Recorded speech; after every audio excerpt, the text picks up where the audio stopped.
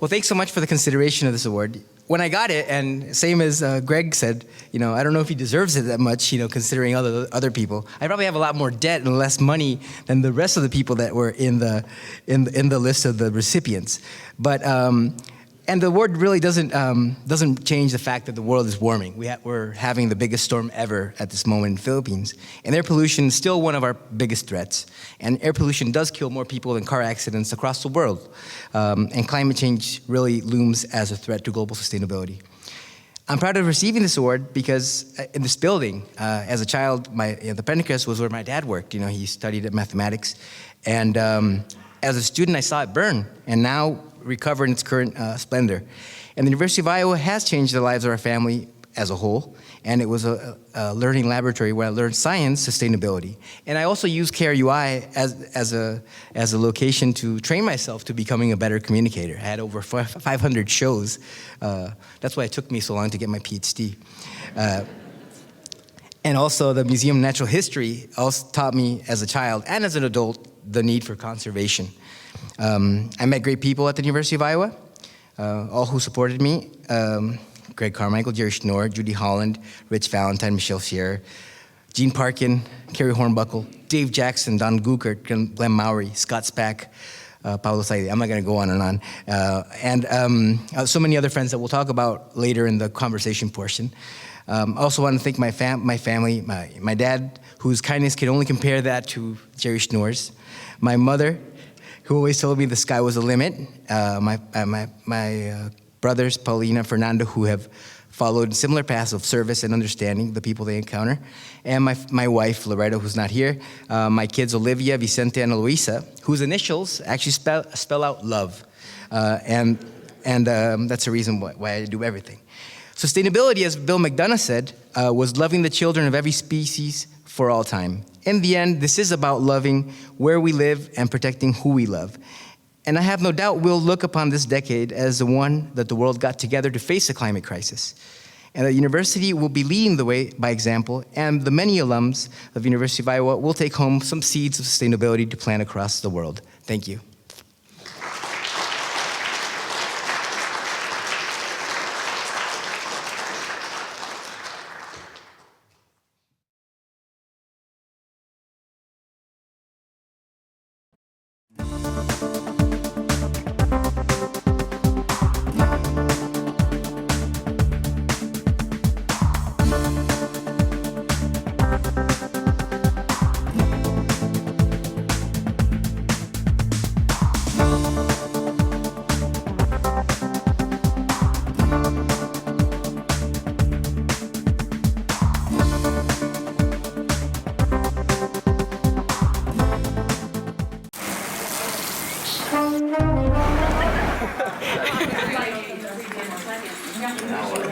You're going to have a 3D card.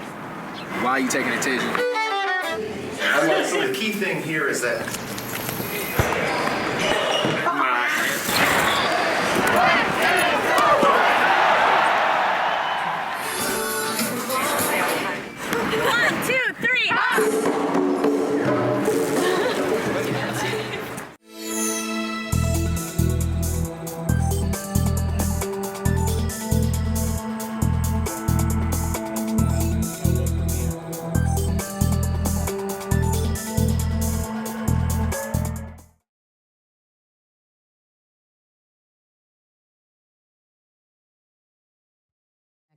I want to welcome those who are here with us today for WorldCanvass. This is WorldCanvass from International Programs at the University of Iowa, and I'm Joan Kjaer. We are in the Senate chamber of the Old Capitol Museum, and you mentioned that once this building burned and now it has been brought back. Maybe there's a lesson there, huh? We will be speaking tonight in a number of different segments with some of your colleagues from the University of Iowa, with also your father, and we want to touch on all kinds of things about international education, international research, and so on, but I thought it would be nicest if we could just start with sort of a personal interview with you about your life, why you do the things you're currently doing, and what got you interested in the first place in this field. Mm-hmm. Well, many different stories, and some are fruit of a little bit of my imagination. For example, I remember one time, one of the stories I was thinking about, like I saw an image. I thought I saw it, but it probably saw it on TV. But in fact, the oil. I was at a beach. This is true though. I was at a beach, and all of a sudden I saw the oil sort of floating around, and I touched it, and and it stuck to my skin. And then I remember my mom had to like scrub it to get it off me. And I was thinking though, how painful it would be for an animal to be covered in oil. And that was sort of brought home the issue. Of course, going to the University Museum of Natural History, and you could see the same exhibit they've had for maybe 30 years, in which you see the oil or the pollution. Okay, I grew up in a small town, I lived thinking about socialism to be a solution for people's problem, but we saw that in Pinochet time, when that kind of change is really stepped upon and it doesn't continue. But I always thought that sustainability and the environmental protection would be something that we would always be in favor of, and the people that were the poorest were actually most affected. So I would actually play before moving to Iowa City in this stream that was polluted with wastewater. And it really annoyed me because I knew that was really affecting the quality of life. And then as growing up, I got a degree in biochemical engineering, and I actually started working on the water treatment in a 2-year period in which most of the investments in water treatment occurred in Chile. So that problem of water treatment and wastewater is pretty much solved in Chile like no other country in South America. 99% of treatment of wastewater, there's nothing like that anywhere else. And so that problem was solved. So the problem that we still loomed is a air pollution problem. And I got my master's with Rich Valentine and saw these carcinogens in wastewater and drinking water. But in the end, the big health risk that's going on in Chile and South America has to be with breathing. What I was telling you, the fact that many people die, 5,000 people die in Chile for pollution per year, maybe 2,600 on car accidents, so it's way more people. So it seems that you would, and then the heart attacks and the health, like the asthma. I myself, as soon as I moved to Santiago, I developed asthma. I didn't know I wasn't asthmatic until I got in there. So that's really the reasons why I do it, because it's just a way to work for the people, but it's something that we should all be in favor of. We shouldn't be divided politically how to address these issues. Yeah. But so even once everybody agrees that there's a problem, finding the solution can sometimes hit a rough patch with different political groups, going in different directions, or finding funding for it, or convincing the people that it might take a culture change. You were talking with me yesterday about one of the things that really adds to the poor air quality in Chile, which is wood burning. Talk to us a little bit about the kinds of cultural implications there are when you undertake, for all kinds of good reasons, you undertake to change the way people do things.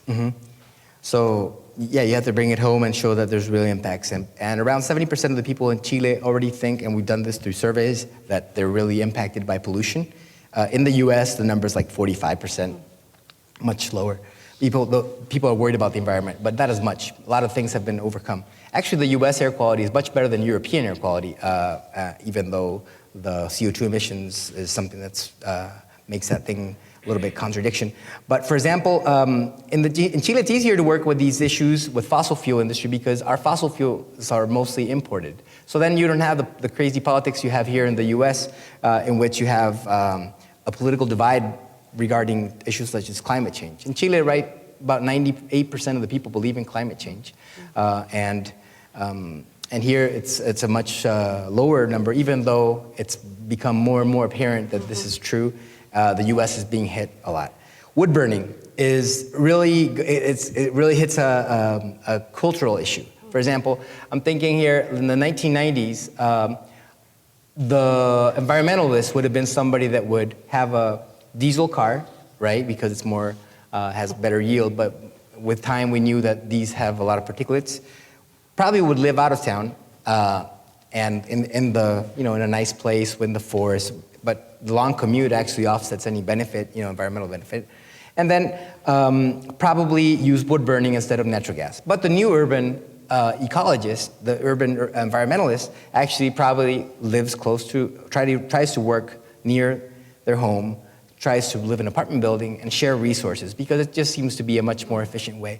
So I think there's an evolution, and it's an unstoppable evolution, and people are really looking into this. The quality of life, traffic, the cost of living, the increased cost of transportation have made people shift towards sustainability regardless of they're looking for environmental reasons. Maybe the reasons why people are shifting are economic, but it doesn't matter. It matters that there's change.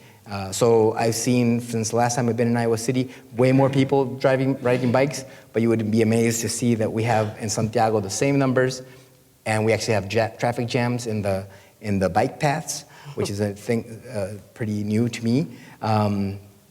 So I think it's just an unstoppable force right now, and hopefully this force will move forward fast enough so we could really change the climate crisis. Yeah.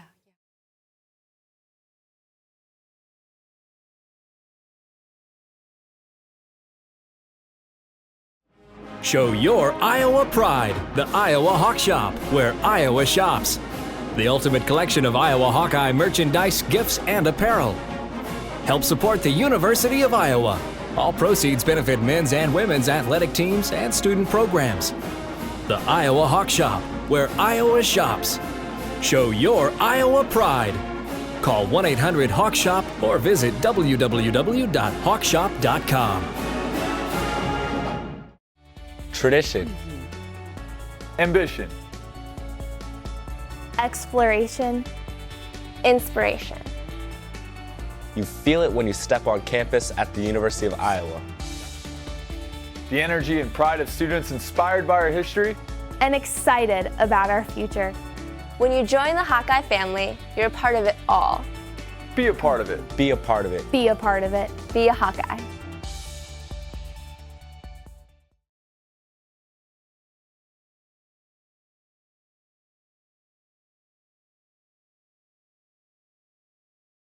Yeah.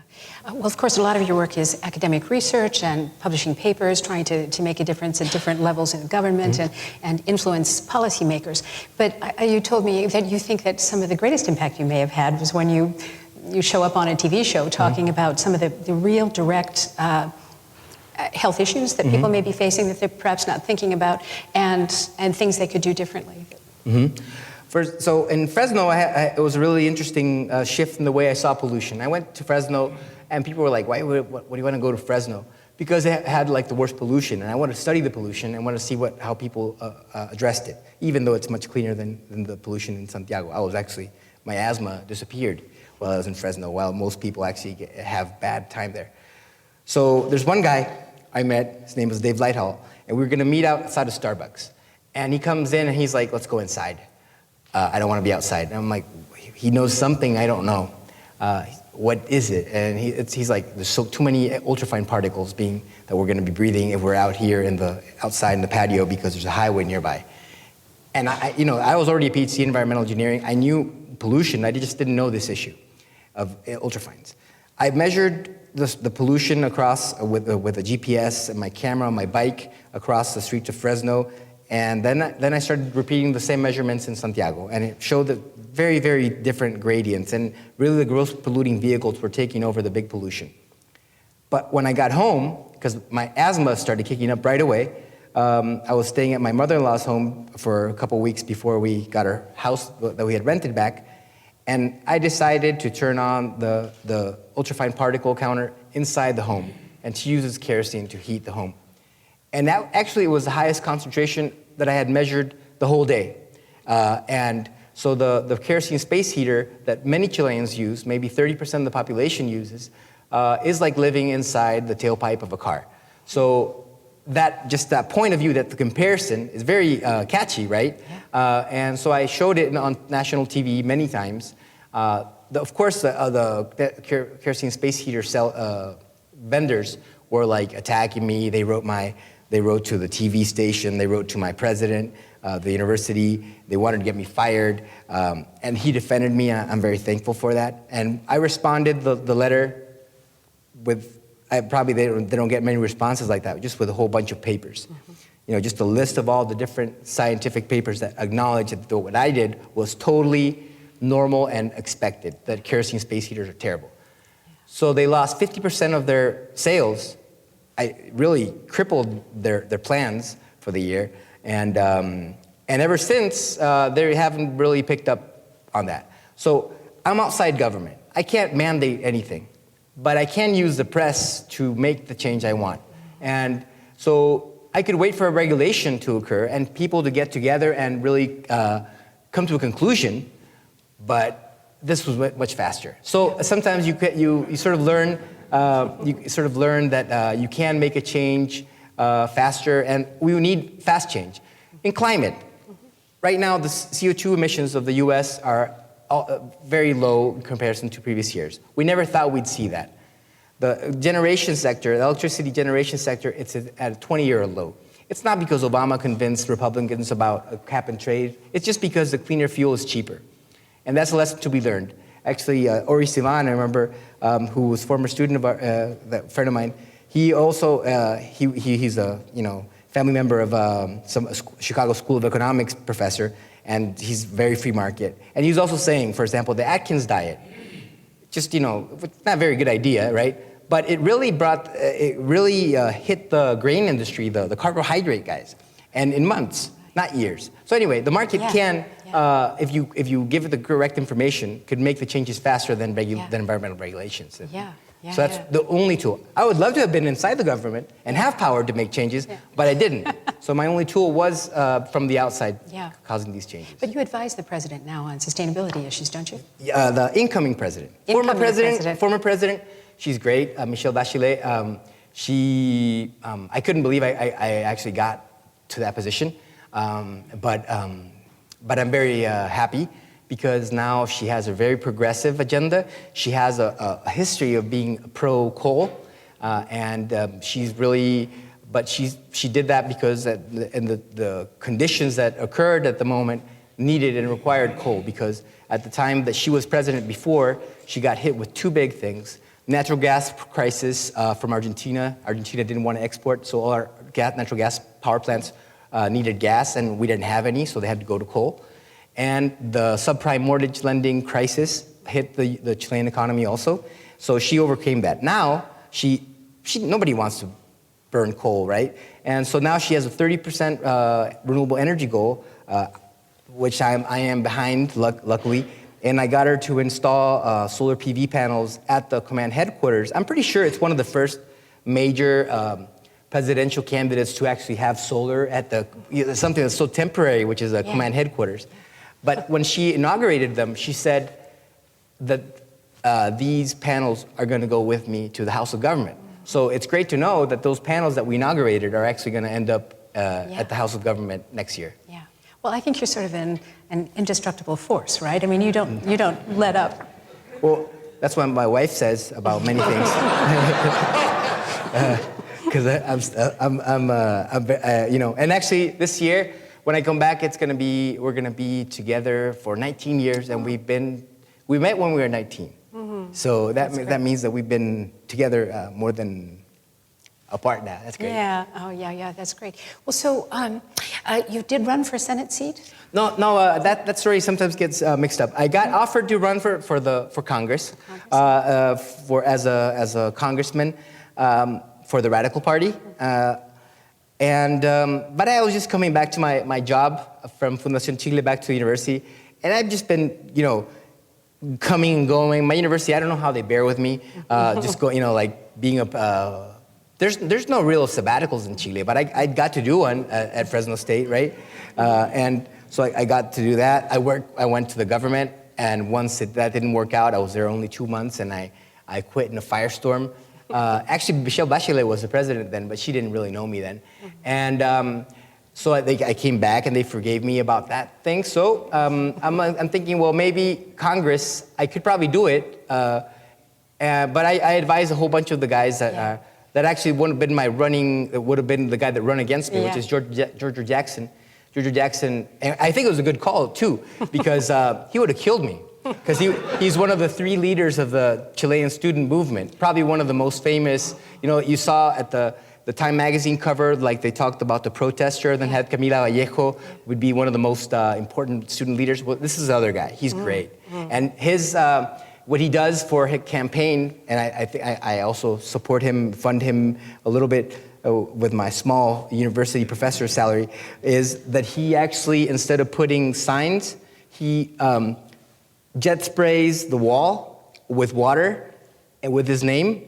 So he actually cleans up the town. And that's a really great way to have political, propaganda. Yeah, absolutely.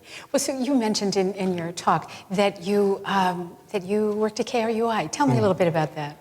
Well, that's actually one of the things that I never let up. Okay, because I had a rough time at the beginning there, because hipster kids, they didn't really understand why a 29-year-old, 28-year-old guy would want to get into a college radio station when they're 18 or 19.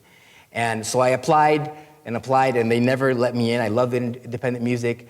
And then by mistake, Leslie Sherburne, former student at the University of Iowa, got me an application for former DJs. And since these guys aren't really organized, they thought I was a former DJ. I wasn't, and I got in. And so I waited and waited until the guys that were giving me a hard time graduated. That's a good thing about being a PhD student. You got a longer time lapse, right? So those guys graduated, and I got to be the music director.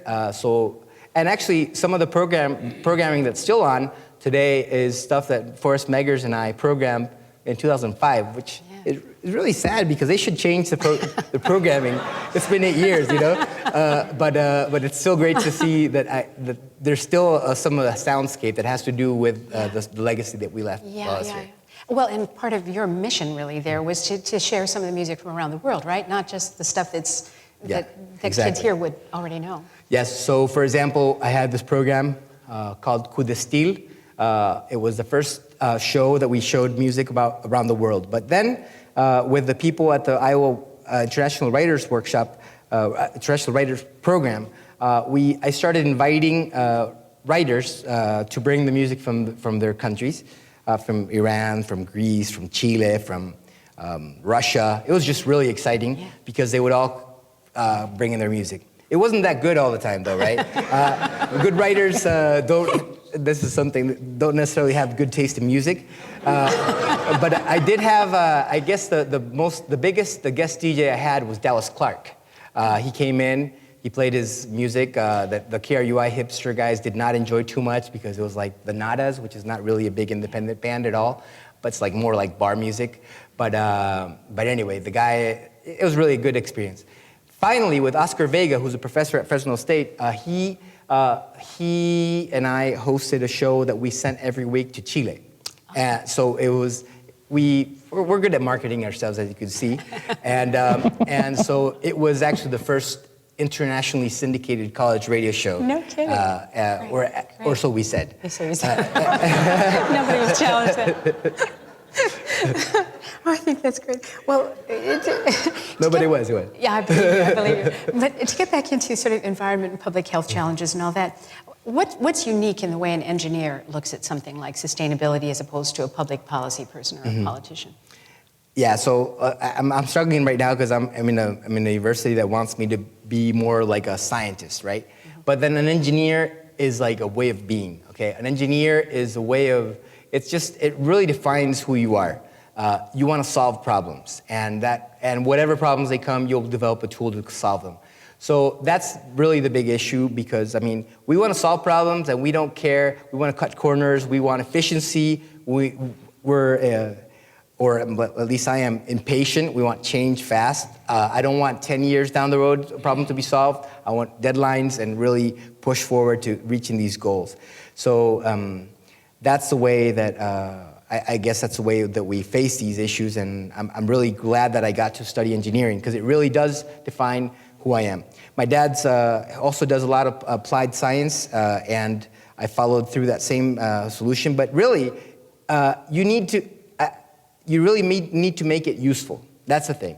And I've got some pretty decent publications, but it hasn't been really my priority because my priority and I said this the other day to great shock to a lot of people, but I really don't care about the research. I care about the solutions. And maybe that's not going to get me a tenure track right away, but I mean, like at the U.S. Research One University, and maybe, but it really to have a long list of things, and you know, that I could say I did this, and that maybe count the lives that you may have saved with the regulations you help support. I wrote one that's called the PM 2.5 standard for Chile, and actually that's going to save those 5,000 people's lives per year. And there's a lot of drama, obviously, with the heart attacks and the asthma. And I myself and my kids are all asthmatic, so we know what it means and the desperation of not really to be able to breathe the air. So that's really the motivation to do these things. Well, you're still a very young man. You've got a long time left in your career and various kinds of accomplishments. But what is the thing you're most proud of right now? I guess recently I mean, probably working with the president, having spent this last year working with 4 or 5 different ministers of energy, ministers of the environment, minister of finance, having to meet the president, seeing what moves them, and actually being able to influence them, okay? That's probably one of the big things. But I don't know, I just don't think I've really hit anything really meaningful up to the point. I mean, the only thing because there's no solutions yet, right? I do think that thanks to the support that we've done, we have way more people riding bikes. I've been a bike advocate in Chile. We got way more awareness on environmental issues, and I think I have that. I mean, why would I say this? Is because really, my university is really great at promoting themselves, right? They want to get free press, right? That's the way they do it. But I use this and to my advantage, and to use this power, which is the press. And so, if you look down down the list, it's over 200 or 300 appearances per year. It's really exhausting. Yeah. Like sometimes, you know, you spend, when there's a bad air issue, sometimes like even like this weekend, I got my phone was ringing off the hook because there's something going on. And I could do 10 interviews a day. 10 interviews on every channel, and then you're really hitting every home. Yeah.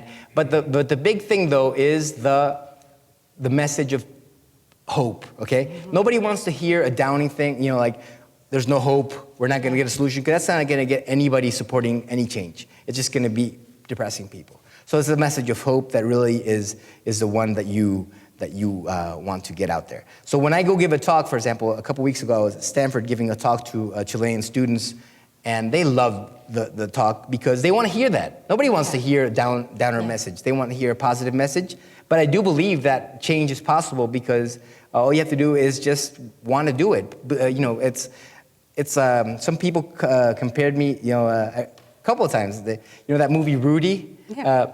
I really like, you know, when I was a basketball player, I sucked, but I was very, very practiced. I was practiced. And there's something that I would never, you know, you could be bad at stuff, but you have to get better. So I was very bad at communicating. I had a stutter for many years, but then I started doing being a TA with my dad since I was a second-year student.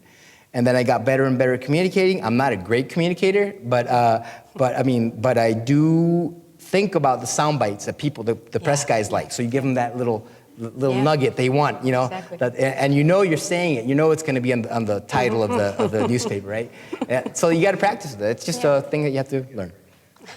Well, it's not hard to see why Marcelo Mena-Carrasco is the winner of this year's International Impact Award. This is part 1 of a 4-part series on sustainability, and we'll be looking for you in the next program as well. So please give a warm hand to Marcelo Mena-Carrasco.